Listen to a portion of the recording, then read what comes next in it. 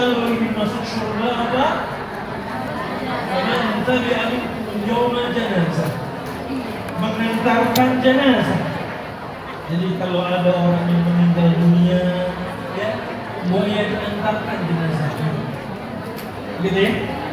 Maka ini merupakan salah satu hak ya, salah muslim dengan muslim lainnya kan. Ya, kalau dia mati, kalau dia meninggalkan dunia, maka diantarkan jenazah. Ya, jadi masya Allah, kayaknya kelihatannya sepele gitu ya. Cuma nganterin jenazah doang. Tapi kalau kita rutin, ya, mengantarkan orang mati, orang yang wafat mengantarkan jenazahnya, dia kemudian turut mendoakannya, insya Allah ini merupakan salah satu amalan yang kelak akan mengantarkan kita kepada surga Allah Subhanahu wa Ta'ala. Sudah yang kedua, udah sering ya Bu? Udah sering? Udah sering. Ya, nganterin jenazah Ustaz sering, bahkan kita mah sering nangis. Ya. Sedang yang meninggal siapa keluarganya, yang ikut-ikutan nangis kita. Ya Bu? Betul apa betul? Dan ibu-ibu kalau nangis yang biasa dipegang apanya? Nah ini kata orang-orang nih, ibu-ibu kalau lagi nangis, ada yang meninggal dunia, biasa yang dipegang apanya di bagian tubuhnya?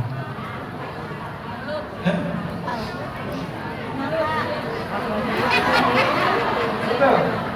Ini enggak? Betul? Mulutnya kan? Kalau bapak-bapak sering dipegang apanya? Kenapa? Karena disitulah banyak dosanya kita. Dosanya ibu-ibu banyaknya di mulut. Tahu kan tuh? Ayo. Dosanya bapak-bapak banyaknya di mana? Dia jelas-jelas jalan dengan bininya, bini orang masih dilihatin. Papa, mama di sini Pak. Kirain mama. Makanya ibu jangan GR Bu. Ibu jangan GR kalau suami ibu itu nyimpan foto di dompet ibu. Jangan GR. Itu kalian suami cinta selesai belum? Belum tentu. Karena bisa jadi kalau di pabriknya, di kantornya dia punya masalah berat. Dia punya masalah berat nih. Dia cuma lihat foto ibu, nggak ada yang paling berat dalam hidup saya. Soal ibu.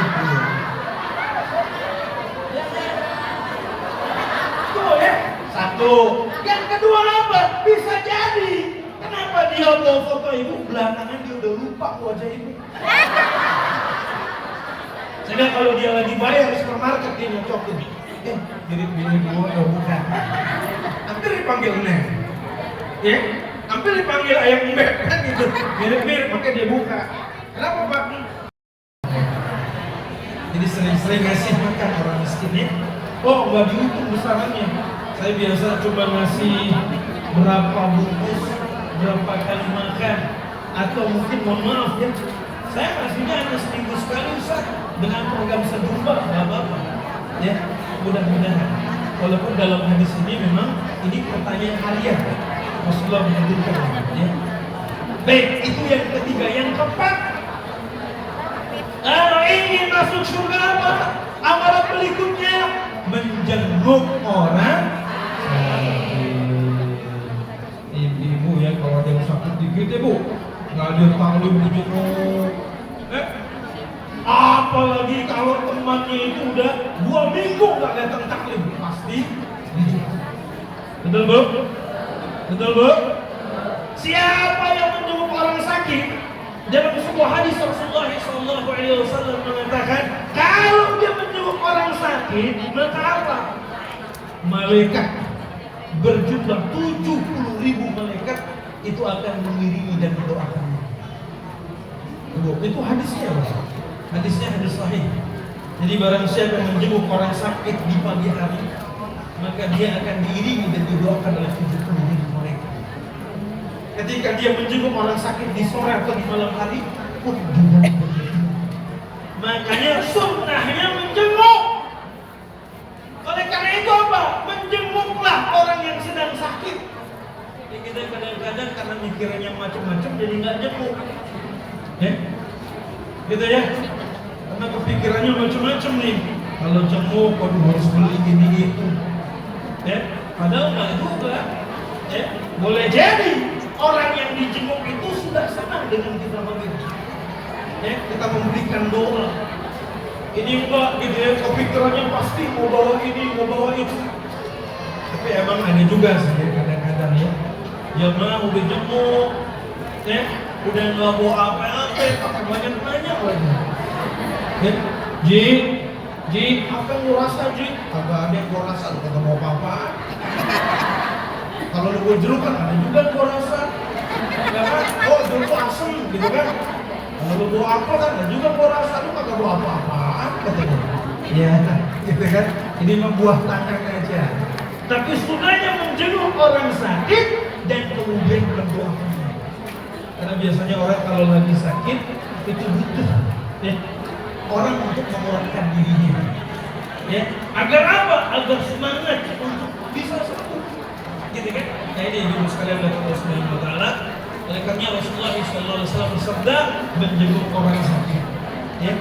Oleh karena itu beliau sampaikan di akhir hadis, barang siapa yang melakukan keempat hal itu, maka Allah Subhanahu wa taala akan memasukkan dia ke dalam surga.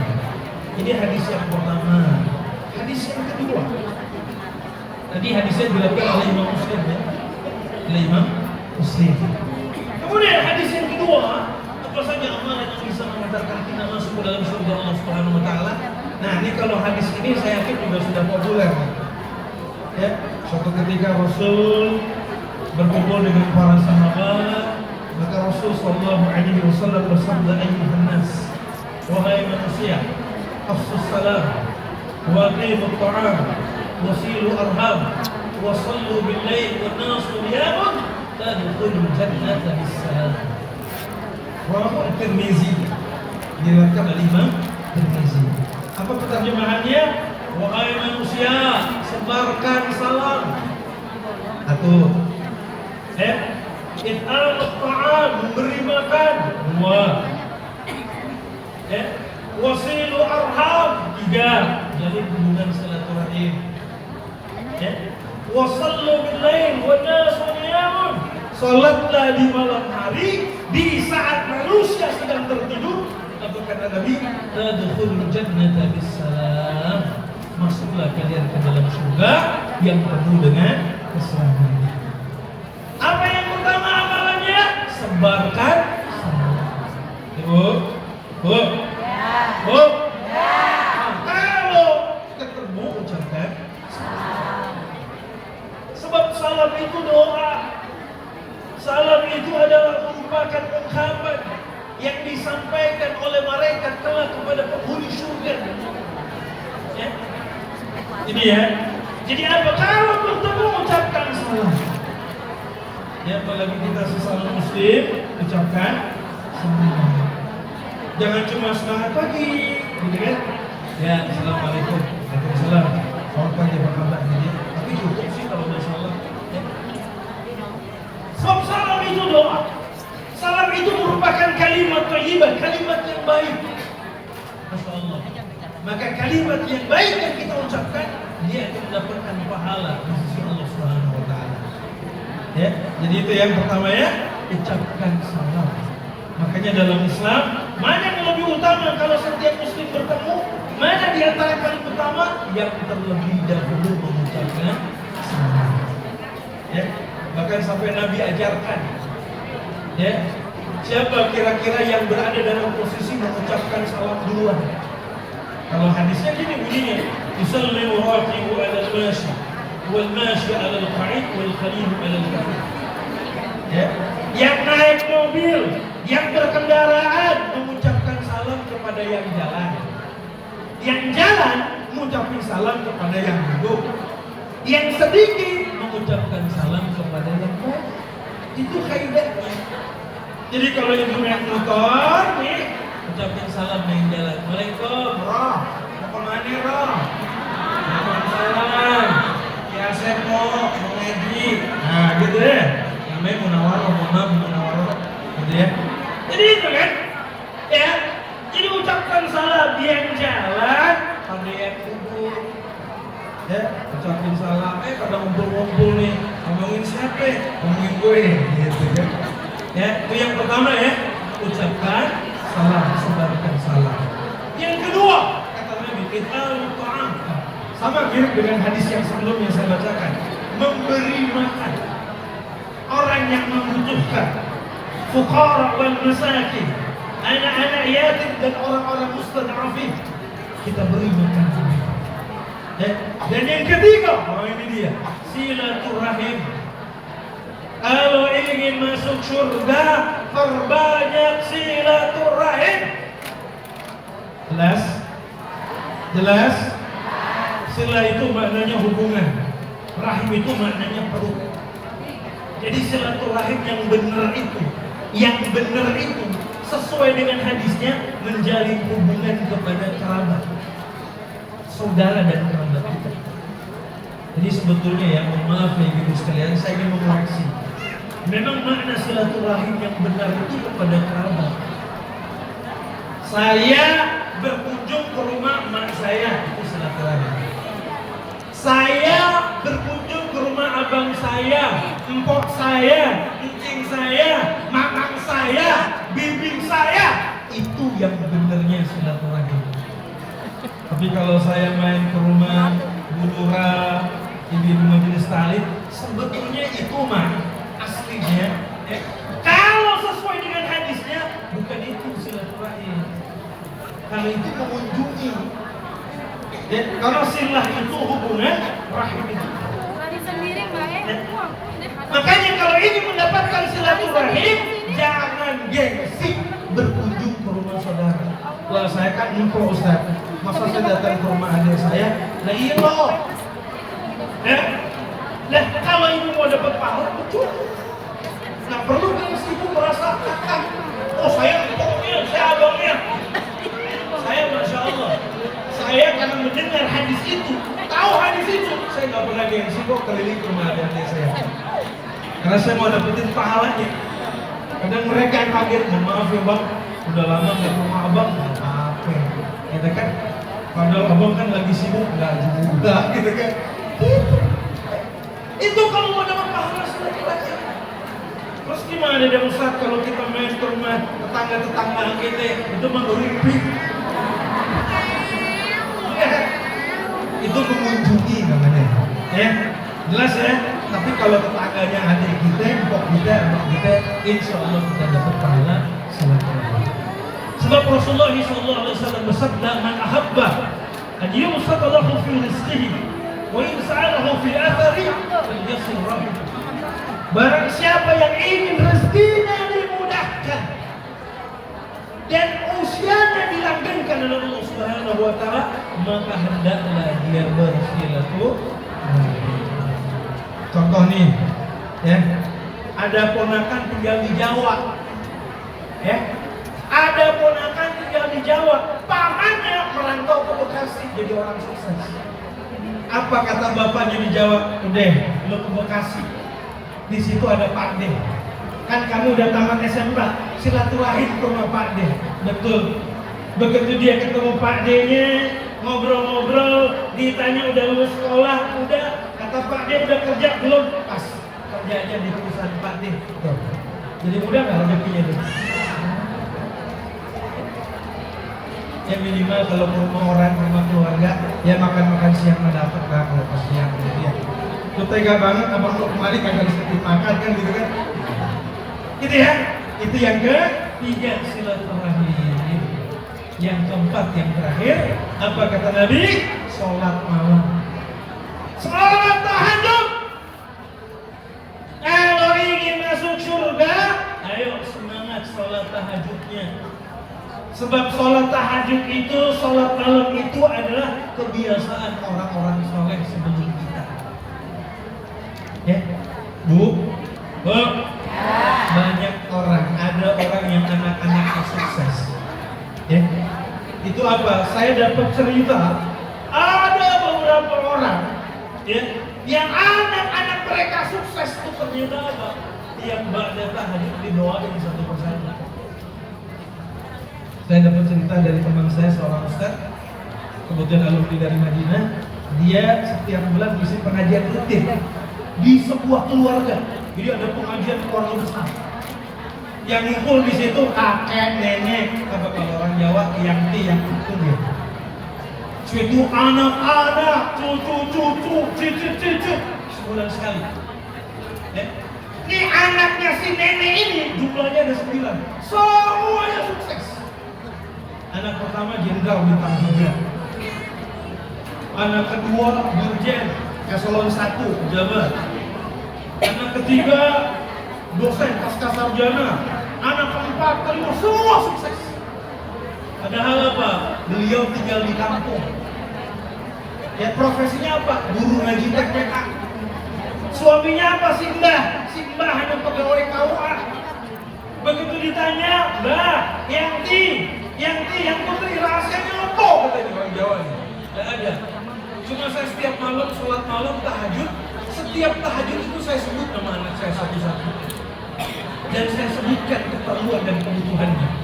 Ya Allah, besok yang sulung mau masuk akabri.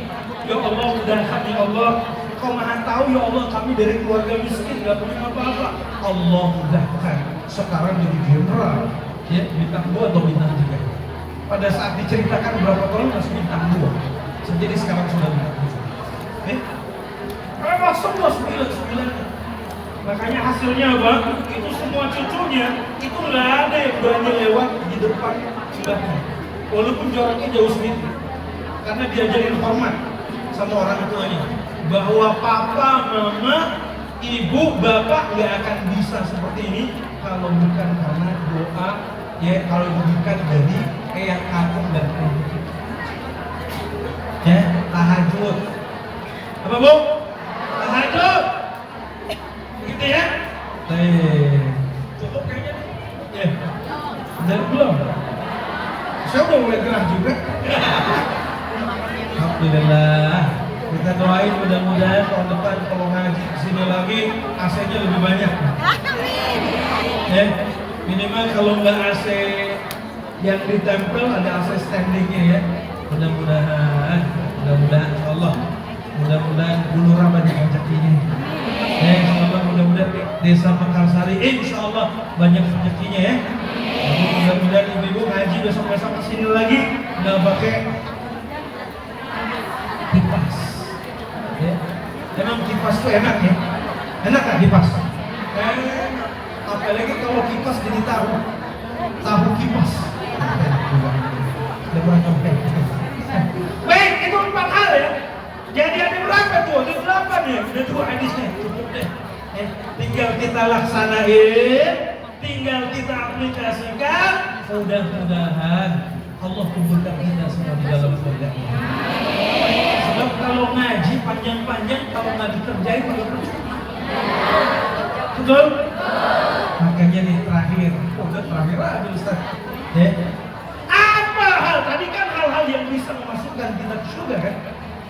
Sekarang kalau itu semua sudah kita laksanakan, masih bisa nggak Ustaz kemungkinan kita ditolak masuk surga? Masih bisa nggak? Kalau kita melakukan amalan perbuatan yang membuat Allah menolak kita di dalam surga.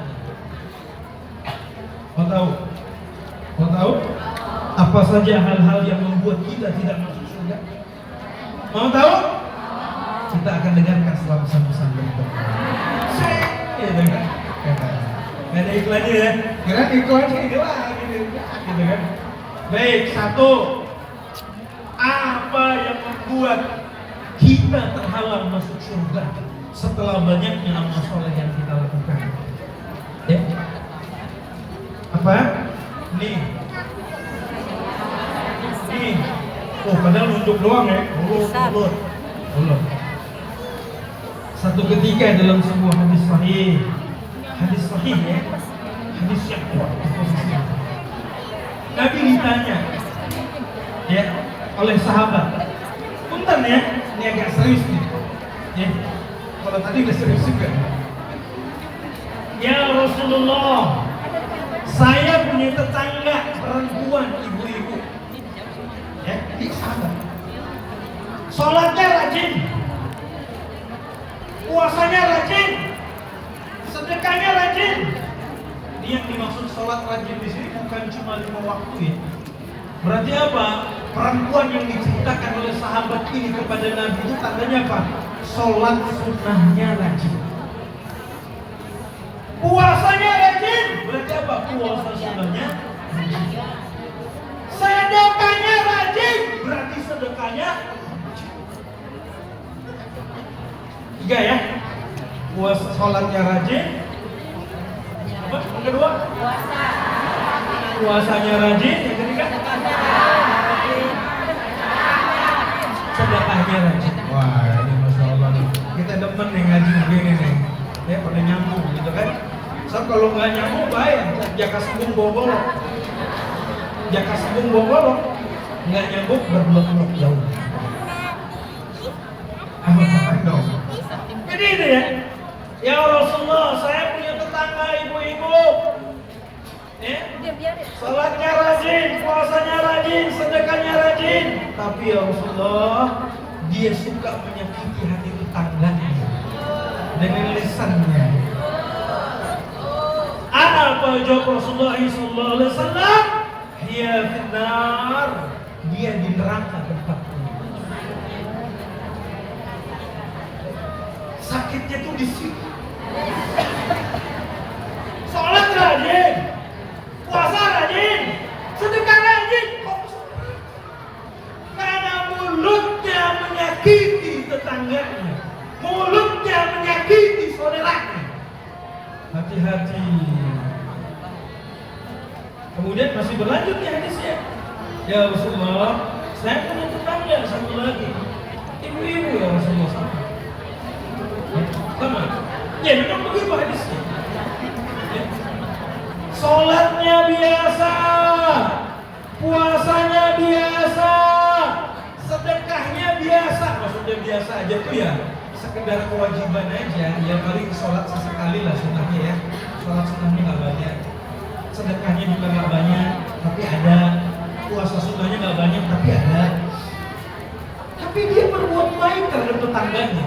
Lisannya tidak menyakiti tetangganya. Apa jawab tadi? Dia terjannah. Dia syurga. Paham? Paham? Mau jaga mulutnya? Mau jaga lisannya? Masya Allah. Mau Ustaz? Mau, tapi di ruangan ini aja. Udah turun ke bawah belum tentu mau. Ya, mau di ruangan mau. Udah sampai rumah, ya, Abdul gitu ya. Itu satu ya.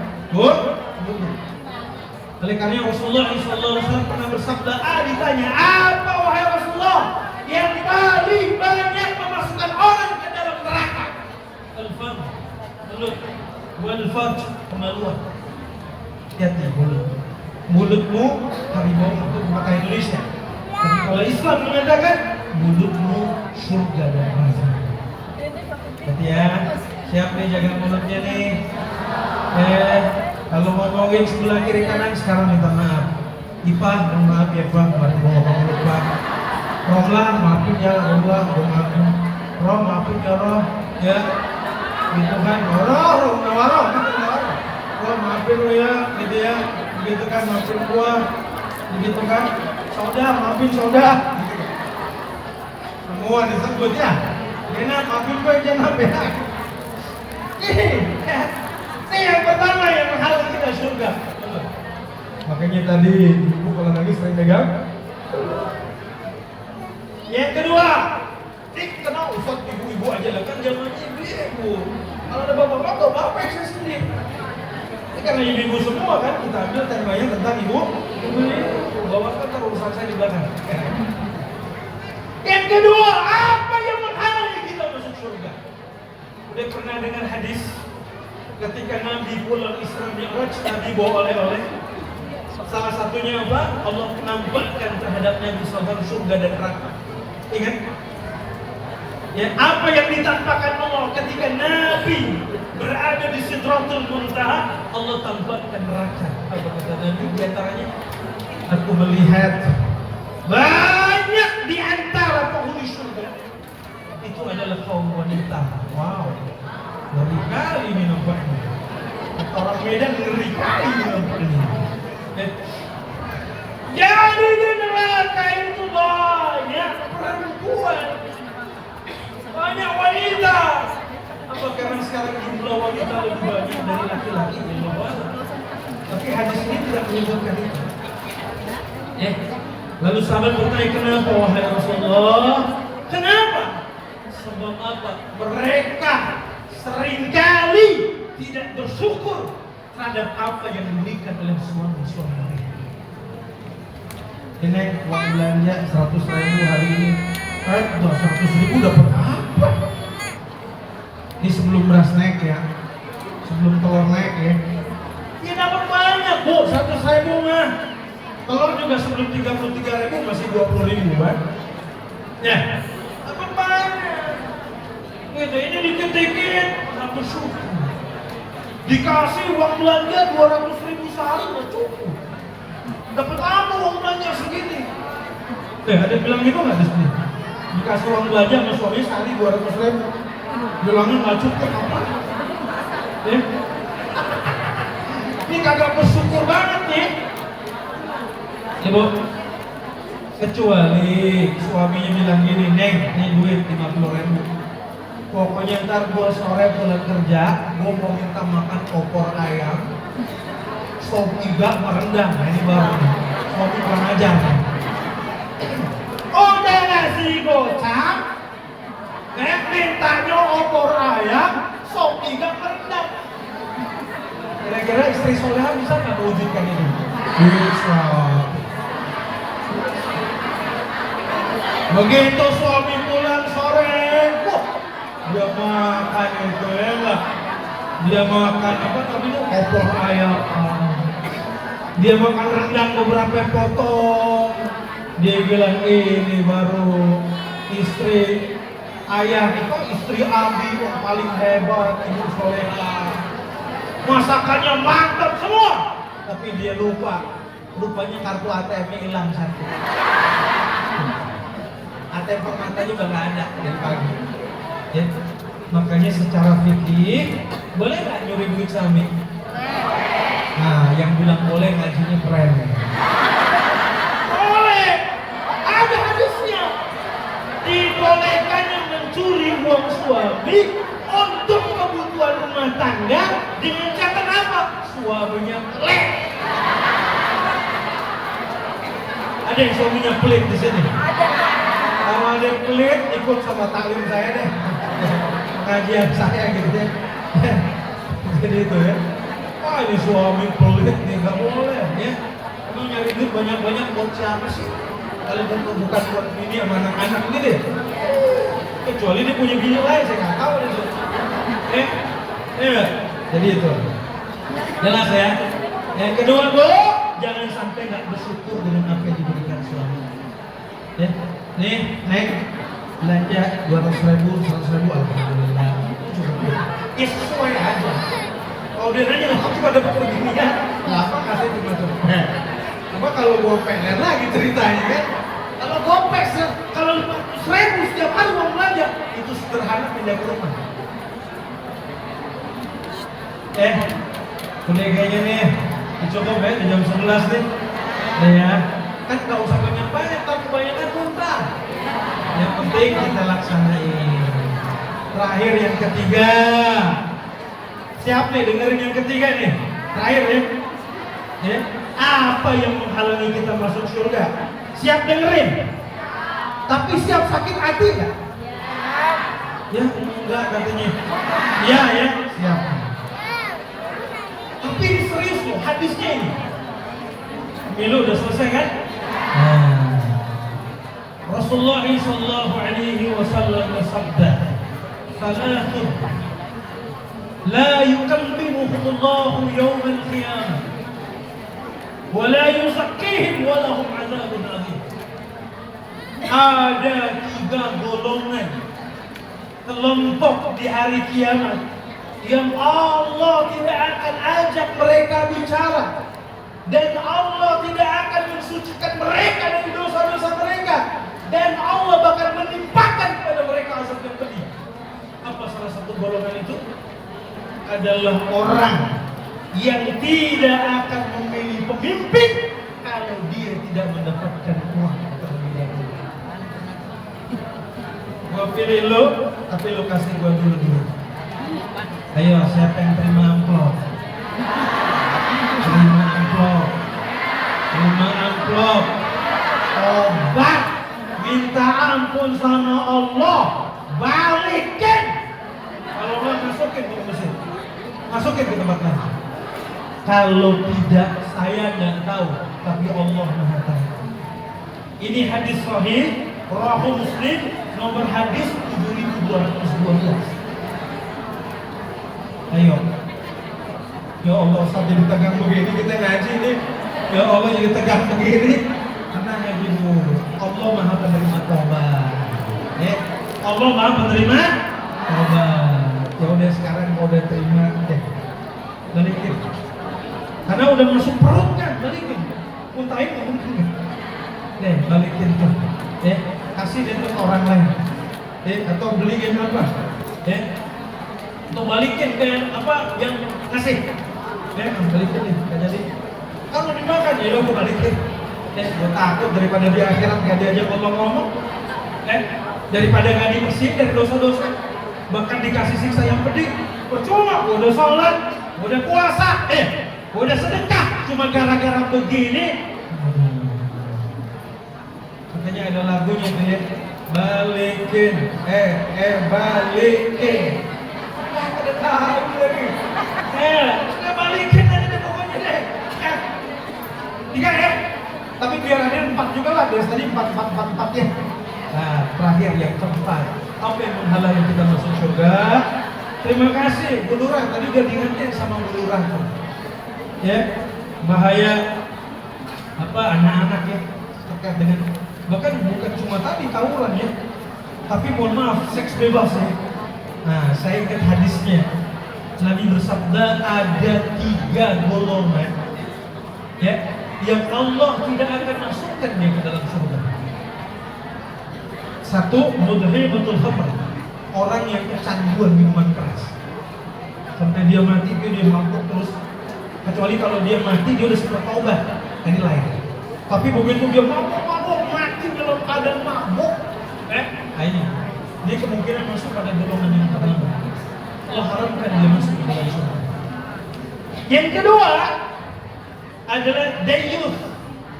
Nah ini dayyuth itu adalah orang beriman yang tidak merasa cemburu kalau anak gadisnya, istrinya diganggu oleh orang lain. Mau kemana nek? Mau malam mingguan mah sama si fulan. Balik jam berapa? Jam 2 malam deh. Wah ini kita nggak ada rasa cemburu, marah, kesel. Hati-hati bu, siap-siap lah ibu candidat calon yang telah Allah haramkan masuk surga. Nggak boleh, nggak boleh. Nggak ada keluar-keluar sama laki-laki yang bukan mahramnya. Kalau mau di sini aja, nggak usah kemana-mana. Kalau mau juga ditemenin sama adik lo tuh yang paling gede. Jelas, yang ngomong Nabi bukan Syahrizal. Kalau Syahrizal ngomongnya itu boleh tolak, tapi ini Rasulullah SAW. Rasulullah SAW, Nabi yang katanya ibu cinta sama beliau. Ibu baca salawatnya kan? Jadi oleh karena itu kita amalkan sejarahnya. Saya kira itu yang bisa saya sampaikan. Mudah-mudahan bermanfaat. Mudah-mudahan Allah memberikan keberkahan bagi kita semua. Ikan sepat, ikan gabus lebih cepat, lebih bagus. Nenek Sopyan maunya sini. Cukup sekian dan terima kasih. Demikian, mohon maaf lahir dan batin. Insya Allah sebentar lagi Ramadan. Mudah-mudahan Allah ampuni dosa-dosa kita. Allah maafkan salah kita. Mudah-mudahan Allah tinggikan derajat kita menjadi orang-orang yang bertakwa.